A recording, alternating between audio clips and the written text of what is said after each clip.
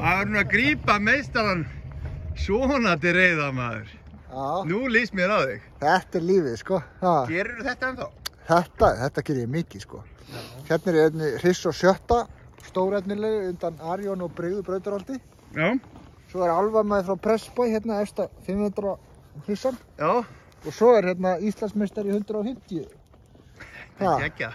Þetta er geggjað, sko. Svona kannast vera vel ríðandi. Já, þetta er vel ríðandi. Þetta er góð kippa. Það er minnst fyrir þig að hafa 3. Þetta er fínt með, sko. Og þegar maður er búinn að kenna þeim að teymast svona vel, já, þá þú veist ekki af þeim. Já.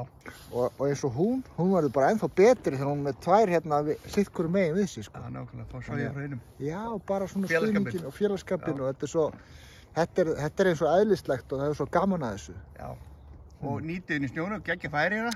Geggja færi núna. Já, núna, er það ekki búið að vera?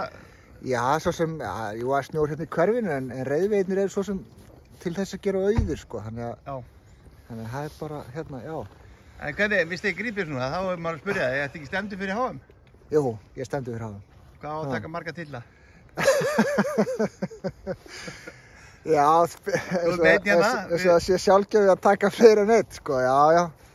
Hérna, það er náttúrulega fyrst bara að komast, það er nú fyrir fyrsta, sko. Já. Svo getur maður, þannig að, en auðvitað þegar maður er mættur á svæðið, þá verður alvöru, sko. Það var ekkert neitt, slaka á. Ég hef ekkert farið á HM fyrir minna en silfur, það hefði verið gull eða silfur, þannig að...